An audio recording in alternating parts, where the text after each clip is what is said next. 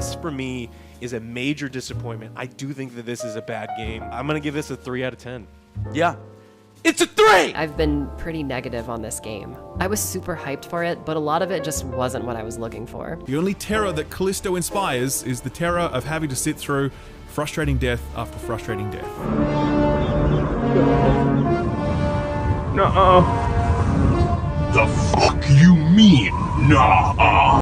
Alright boys and girls, I hope you're all having a lovely day, okay? Today boys, I want to talk about one of my favourite PS5 games, okay? And that is Callisto Protocol. I feel like this game is incredibly underrated. Now the definition of underrated kind of differs between people, because a lot of people will talk about underrated games, and really what they mean is they're, I don't know, just like nobody really knows about them, if that makes sense. But really what underrated means is that people know about it, but they just do not rate it, okay? Hence underrated. And I feel like this is the perfect definition, because I didn't really hear a lot of good things about this game when it released, but I absolutely love it. Like, for me, this game is an easy 9 out of 10. And there's definitely a few flaws with this game, don't get me wrong, guys, but I just can look past a lot of it because I enjoyed it so much. And I've actually beaten this game a couple of times now, and that's pretty rare for me, guys. I don't often replay games, certainly not like soon after playing them initially. Like, maybe I'll replay a game if it's been a long time since I've played it, so, you know, I might replay some PS2 or PS3 games, that sort of thing, but never like, you know, something as new as PS5. And this is in fact the only PS5 game I've ever replayed, so that kind of tells you how much I like this game. So right off the bat, guys, why do I like this game so much? Well, without getting into detail, because I will get into detail in a minute, but just off the face of it, it's violent, it's visceral and gory, it's not too long, it doesn't overstay its welcome, it has an intriguing plot and story, interesting enough characters, and amazing atmosphere. All of those things for me combined for a really, really fun single-player experience. Again, it does definitely have its flaws, guys. I understand why people don't love this game, but I never understood why people would hate this game. I could understand if you don't think this is a 9 or a 10 out of 10, but I really don't see how you could see this game as anything less than a 7 or an 8. You full of shit. You understand that? You full of shit. Anyway, guys, let's get into the nitty-gritty, okay? I'm not going to go into the story here because I feel like you should play this game for yourself, honestly. It's got a really, really good story, guys. Like, it's really interesting. It's not Shakespeare or anything, but you'll definitely want to know what happens by the end of it. It does end on a little bit of a shitty note. Like, I feel like it should have had a proper ending. The DLC didn't really do it justice either. The story just, I don't know, it kind of flomped at the end for me. But up until the ending, I thought the story was really good, guys. I really enjoyed it. And the characters, like I said, they were pretty, like, intriguing, you know? Were they amazingly written, incredible characters? Well, no, but they were interesting. And at the end of the day, that's kind of all you need, you know? You just need a reason to go from point A to point B. You don't need anything too crazy. So I enjoyed the story for what was there, but yeah, it ain't perfect. However, guys, what I really love, of course, is that gameplay. I think the gameplay to this is incredibly fun. Now, I know, like, the melee combat was one of the things that people heavily criticized, and to a point, I do get it. Like, a lot of the fights break down as you hit them a couple times, slip back, you know, hit them a few times, slip back. It kind of goes like that sometimes, but once things are in full flow, you can do some awesome stuff in this game. Once you've got enough weapons, you've got the gravity gun that you can pick people up with,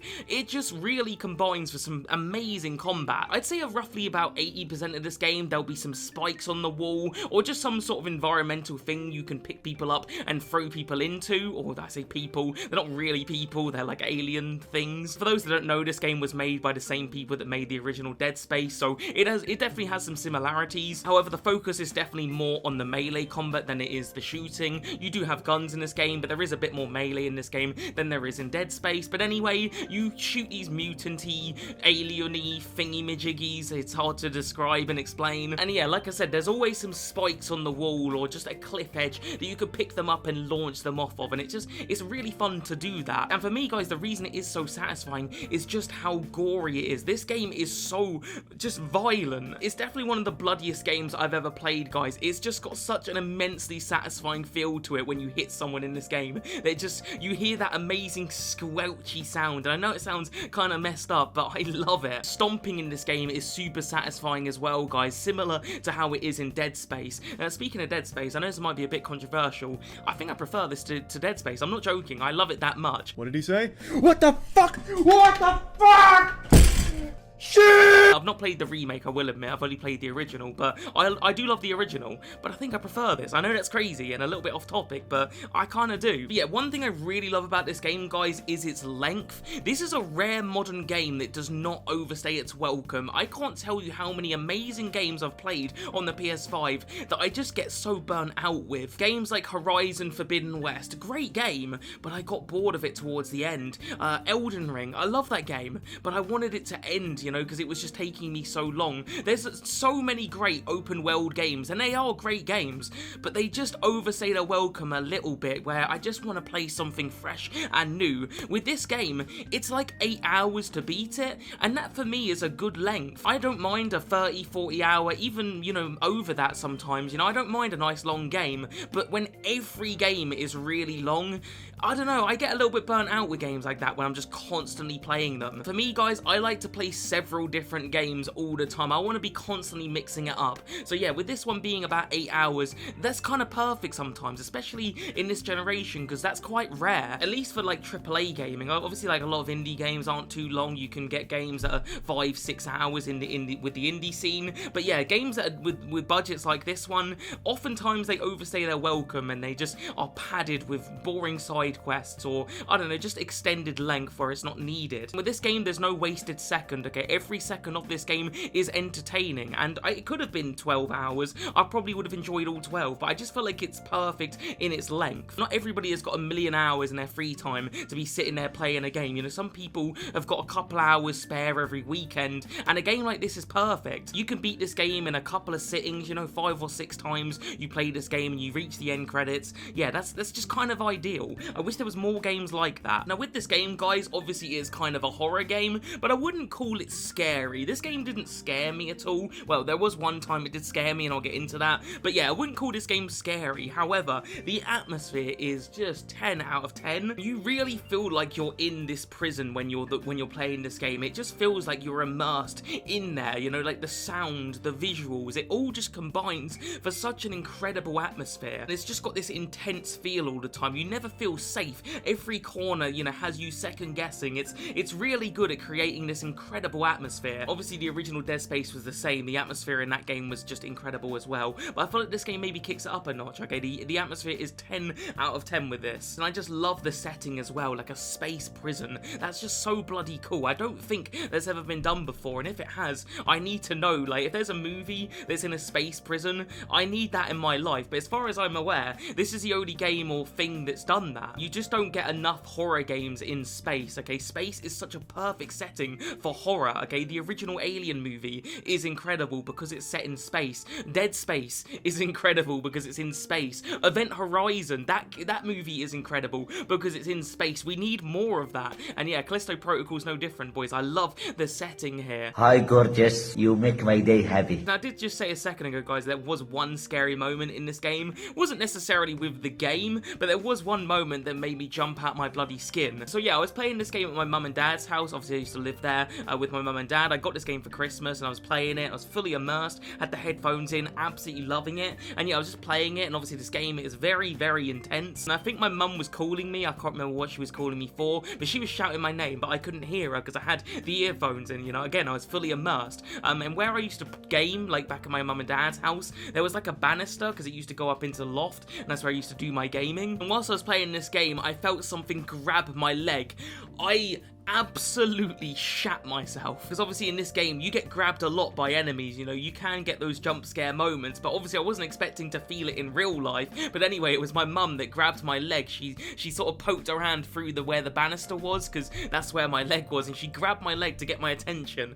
Fucking hell, man, I leapt out my skin. But yeah, it was just like a really memorable moment with this game. So yeah, overall, boys, I absolutely love this game, okay? I love its combat, I love the story, I love the atmosphere, I just love pretty much everything about this game. However, there are some flaws, and I will acknowledge them. We'll start off with the melee combat. Now, again, I did speak about, you know, the fact that it is a little bit like you hit me, I hit and block, and all of that. You know, it does get a bit repetitive, a little bit samey, but at the same time, I didn't get bored with it. Plus, side note, I know this is a little bit off topic, people criticize the combat for that reason, you know, that it is a bit, you know, you hit and dodge, and, you know, it gets a bit boring. Silent Hill 2 Remake did the same thing, and nobody critiques that. Now, that's not a criticism coming from me, guys. I like Silent Hill 2 Remake. I really do. It's one of my favourite games on the PS5. But yeah, nobody critiques the combat in Silent Hill 2 Remake.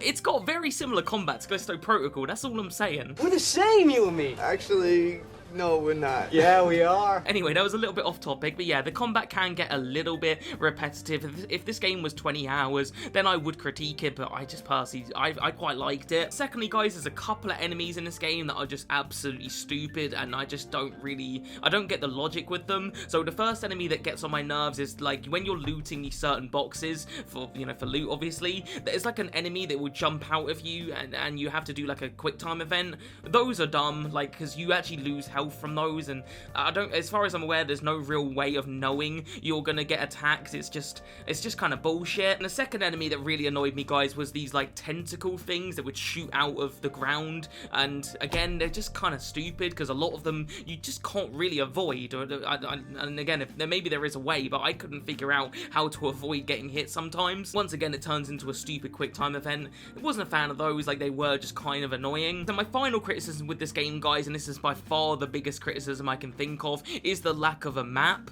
Now, honestly, there's not really any way of getting lost in this game as far as I can think, because it is a fairly linear game. Like, it's quite hard to actually physically get lost. My problem with not having a map in this game is that there are times when you will go round a corner, let's say, to do some looting, and before you know it, you've locked yourself out of an area because there'll be 2 doors you can go through, and you maybe pick the wrong door because that way progresses the story, whereas the other door had loot in it, if that makes sense. So that's kind of dumb. Like, if you had a map, you could actually figure out which doors, progress the story and which doors have loot. So yeah, not having a map in this game is just kind of dumb. That's the stupidest idea I've ever heard, you imbecile. The thing is as well is I don't even know why there's no map in this game. Like, I can't even think of the reason you wouldn't put a map in this game. It just seems like a bit of an oversight. Anyway, guys, that aside, I honestly don't really have a lot of things I can really critique about this game. A lot of the criticisms this game got, in my opinion, are just super dumb. Like, one thing I saw a lot of people criticize when this game came out was when you're squeezing between gaps in walls, because obviously they wanted to hide those loading screens. But is that really something that needs to be critiqued? Is it really that bad? Would you rather there be a loading screen? Like, because I certainly wouldn't. I don't mind squeezing between a wall. It's just a thing, it's not a big deal. It just makes the game more immersive than you actually having to sit and wait for the game to load. I feel like the people that critique that need to go back and play some old retro games, okay? Because the loading screens on old games on, let's say, the PS1 or PS2 are disgusting. You'll be sitting there for 2 minutes sometimes waiting for the bloody levels to load, and that happens every 5 minutes. So yeah, you squeezing between a wall every now and again, is that really a big deal? They did the same thing with God of War. That game got criticised for the same reason. I don't get it. It's not a big deal. Yeah, when this game came out, guys, I just didn't get it. Like, I didn't get why this game was getting so much hate. Again, it ain't perfect. I understand some of the criticisms, but at the end of the day, it's a fun game. It's an enjoyable game. Like, there's nothing that in this game that isn't fun. Like, it's just from start to finish, it is fun. At the end of the day, that is what gaming is all about, guys, alright? I want to sit there,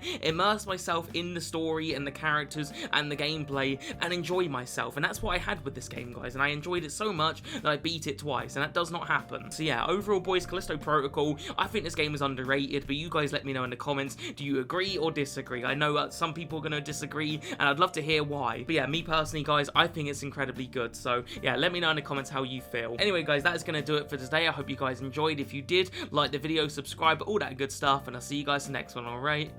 Peace.